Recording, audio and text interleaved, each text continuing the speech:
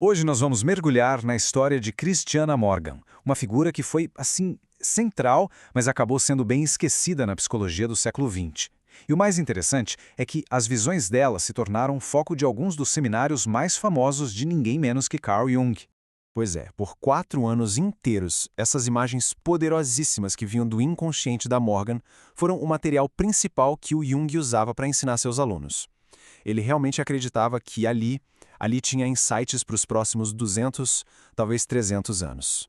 E aqui começa o grande mistério, né? Por que a história dela não é mais conhecida?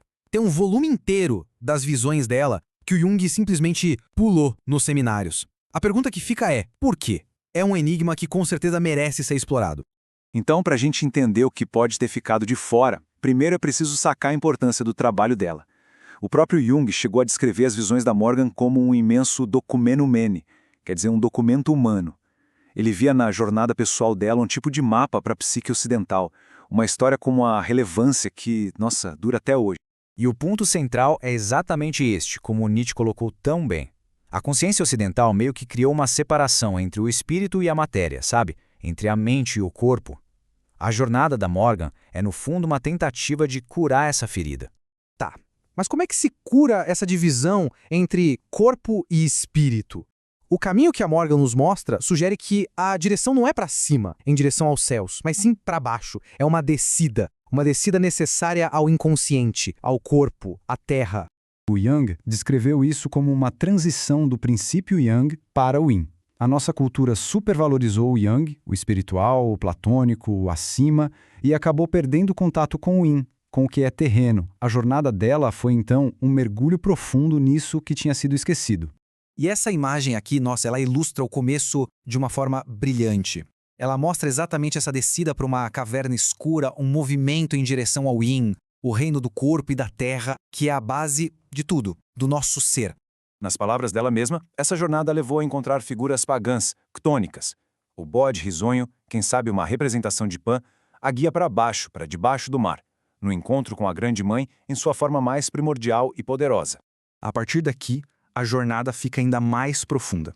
Ela começa a exigir um confronto, sabe? Uma integração de símbolos que a nossa cultura não só rejeitou, como até demonizou. E olha que interessante, nas visões dela, a serpente não é um símbolo do mal. Muito pelo contrário, ela é a guia, a psicopompa sagrada, que representa a sabedoria do corpo e da terra, a própria força da vida que foi tão reprimida.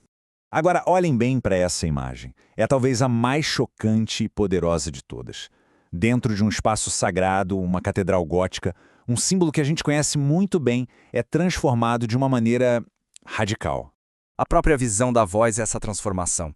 A serpente, o símbolo da terra, do corpo, ocupa o lugar central da espiritualidade ocidental. O que isso pode querer dizer? O significado é, uau, é profundo. É a integração daquilo que foi considerado profano dentro do sagrado. A sabedoria do corpo não está mais contra o espírito. Ela se torna o centro do que é sagrado. E essa integração toda leva a um clímax, ao surgimento de uma nova consciência unificada. É quase como o renascimento de uma energia que estava perdida há muito tempo. Essa imagem aqui captura a conjunctio, que é a união alquímica dos opostos. A gente vê o masculino e o feminino juntos, de pé sobre a base da sabedoria da serpente, e eles erguem juntos o sol. É um novo mito de criação. E aqui a imagem final dessa grande transformação. Uma nova figura divina, a Abraxas feminina. Ela encarna tanto a matéria, as chamas, as serpentes, quanto o espírito, que é representado por essa lança saindo da cabeça dela. É uma figura que representa a totalidade. A própria análise do Jung sobre essa imagem é muito esclarecedora. Ele diz que as serpentes, o que seria o mal ou os aspectos sombrios, são absolutamente necessárias. Sem integrar essa energia da Terra, a consciência espiritual mais elevada simplesmente não consegue surgir. Certo, mas por que isso tudo importa hoje? A jornada pessoal da Morgan, na verdade, reflete um desafio coletivo que a gente enfrenta principalmente quando pensamos nas nossas crises ecológicas. Essa imagem, que veio de um volume que o Jung não chegou a discutir, mostra um novo amanhecer. As serpentes, a energia da terra, se erguem para saudar o sol. É uma visão de um mundo que renasce através da reconexão com a natureza.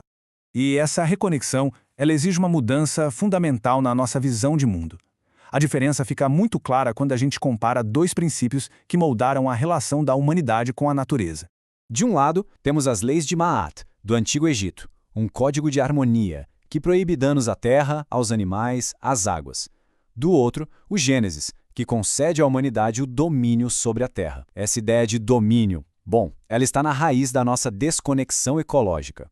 As visões da Morgan ofereceram um roteiro para a gente sair do domínio e voltar para a harmonia.